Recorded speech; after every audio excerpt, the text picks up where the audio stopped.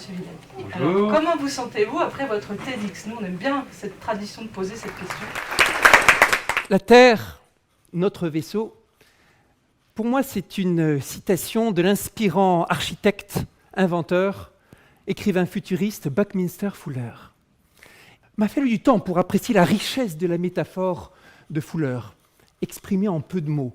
Quelque chose qui parle aux scientifiques, qui parle aux politiques, qui parle à nous tous. Ma contribution aujourd'hui, ce sera de tâcher de vous convaincre que cette citation, vous devez la placer au cœur de votre action, dès aujourd'hui. TEDx Saclay, le TEDx Saclay, il a toujours une saveur particulière parce que j'étais impliqué dans le brainstorming sur la création, j'ai accepté d'en être le parrain, c'est un peu mon TEDx chéri. D'accord. Et la session d'aujourd'hui, vous l'avez ressentie d'une manière différente des autres ou pas? Oui, alors d'abord ça faisait longtemps depuis parce que pas si longtemps parce qu'il y avait le TEDx Saclay précédent, mais puis on a eu le Covid, on a eu tout, c'est comme une éternité. C'était mon premier exposé dans ce genre de format d'après les confinements et tout ça. Donc oui, ça a une saveur de quelque chose une sensation qu'on est heureux de retrouver. Parfait. Alors, est-ce que vous pouvez résumer, si c'est tant est possible, votre talk en quelques mots pour nous? Moi, je pense que mon exposé, il tenait dans les petits mots de conclusion que j'ai rappelés. Sur le vaisseau spatial Terre, l'équipage, c'est nous. Avec la responsabilité collective et besoin de l'engagement de tous et toutes sur le pont. Et un mode d'emploi qui n'a pas été fourni, j'ai repris cette métaphore à Buckminster Fuller. Le mode d'emploi, c'est à nous de le trouver en tâchant au mieux d'explorer, de comprendre, de prévoir, d'utiliser les sciences et en sachant qu'on se trompe parfois. Parfait. Et la transition avec la Terre, notre vaisseau, je sais que vous préconisez beaucoup de choses pour agir, pour changer les choses. Est-ce qu'il y a une idée plus forte aujourd'hui, au quotidien, à passer pour les gens?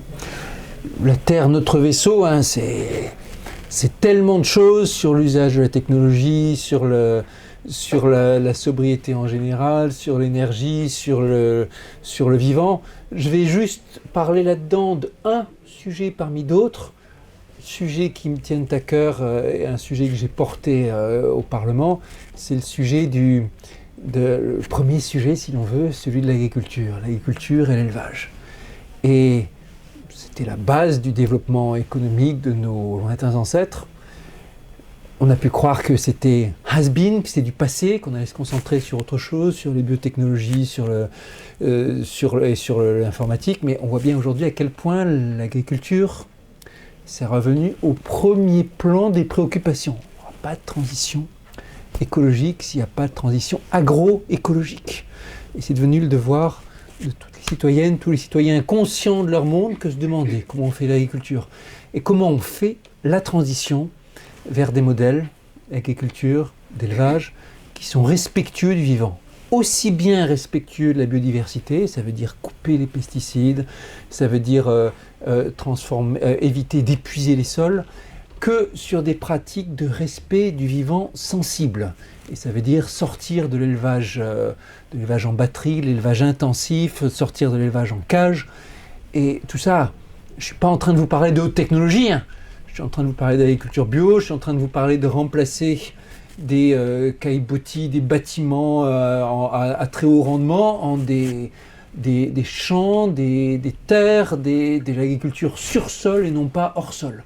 Eh bien, aujourd'hui, c'est un enjeu majeur à coup sûr et c'est notre responsabilité de citoyens que d'influer sur les choix qui sont là-dedans, de consommateurs, que de transformer aussi nos habitudes par rapport à cela. Cette révolution, comme j'insisterai, elle ne se fera pas si l'humanité ne réduit pas sa consommation de viande en particulier.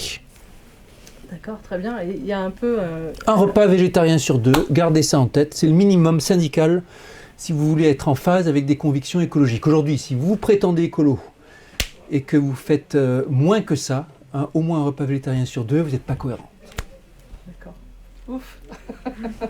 On le met en Vous œuvre. êtes dans la norme, Oui. C'est bien. Et donc, il y a un certain antagonisme du Tech for Good, où justement l'agriculture, vous en parlez, c'est pas forcément de la haute technologie, vous venez de le dire, et pourtant on parle aussi de technologie pour améliorer les choses. Alors, Vous avez changé de point de vue là-dessus ou il y a quelques années, vous parliez pas mal d'IA ou de data ou de choses comme ça. Est-ce que j'ai évolué. Est-ce que ça change, ouais. J'ai évolué, c'est sûr. Déjà en 2018, quand j'ai rendu mon rapport au gouvernement sur l'IA, j'ai insisté sur l'importance de développer des solutions d'IA qui aillent dans le sens de l'écologie. Et j'ai insisté aussi sur l'impact sur les ressources premières, l'impact sur la consommation énergétique, l'impact sur l'empreinte carbone que peut avoir le secteur du numérique. Ce que je vois aujourd'hui, 3 ans plus tard, c'est que guère de progrès n'a été fait là-dessus. Les problèmes d'impact carbone, d'empreinte environnementale, ils sont toujours là. Et les solutions pour aider à la transition écologique, il y en a guère. Il y a quelque chose, il y en a ici et là. Mais surtout, ce que j'ai pu réaliser et voir dans les différents débats, dans les différents sujets, c'est à quel point le fait de croire dans la technologie pour apporter du progrès ne dispense pas des choix politiques qui parfois sont durs. Choix politique dur, ça veut dire quel budget on met sur tel ou sur tel secteur. Et si vous développez de l'IA qui potentiellement peut faire le bien, n'empêche, si vous dépensez plus d'argent sur, je sais pas moi, le forage pétrolier que sur la transition agroécologique, l'IA, elle va servir les deux domaines, hein. Ouais. Les néfastes comme les bienveillants, comme les bénéfiques. Et donc votre bilan, il sera pas bon. On dit aujourd'hui que dans une proportion considérable des actifs des banques aujourd'hui, in fine, reposent sur l'énergie fossile. L'Institut Rousseau vient de sortir une étude là-dessus. Tant que la situation elle est comme ça, on peut toujours se demander comment utiliser la technologie pour faire ceci et cela, mais la dure réalité, c'est que l'humanité investit beaucoup plus aujourd'hui dans les énergies polluantes que dans les énergies propres. Quand je dis beaucoup plus, c'est un ordre de grandeur au-dessus. Alors, tout ça pour... dernière question. Donc, vous avez dit TEDx-Saclay, ça a une saveur particulière. Paris-Saclay a une saveur particulière pour vous. Est-ce qu'il y a quelque chose de... Justement, ce territoire est-il justement l'association entre la technologie, l'agriculture, et que vous l'aimez particulièrement, pourquoi? Ouais, il y a quelques années, je vous aurais dit, Paris-Saclay, c'est tradition universitaire avec l'ombre des disciples de Grothendieck, une tradition très abstraite, mondialement célèbre, c'est l'Institut des hautes études scientifiques, c'est l'Université Paris-Saclay, c'est l'Institut Polytechnique de Paris maintenant, etc. Je vous aurais parlé de toute cette recherche. Aujourd'hui, je vous parle de la recherche, mais je vous parle aussi de l'agriculture. J'ai pu réaliser, dans mon engagement politique, à quel point c'est majeur. Quand on vous dit « Paris-Saclay, c'est la Silicon Valley de la France », n'écoutez pas. Ça n'a pas de sens. Il n'y a qu'une Silicon Valley, on ne va pas la refaire, et ça ne ressemble pas à la Silicon Valley. Et spécificité saclésienne, c'est qu'il y a l'agriculture qui est là, l'agriculture emblématique, en cours de transition, plus lentement qu'on aimerait, des terres célèbres dans la France entière, un peu comme les terres du triangle de Gonesse. Et l'identité Saclay, elle doit se construire là, dans l'articulation entre la haute technologie, la haute recherche universitaire et l'agriculture. Merci beaucoup. Merci à vous. Alors, c'est simple, faites passer le mot d'ordre. L'équipage, c'est nous. Le mode d'emploi, personne ne le connaît exactement, mais il s'agit de faire au mieux.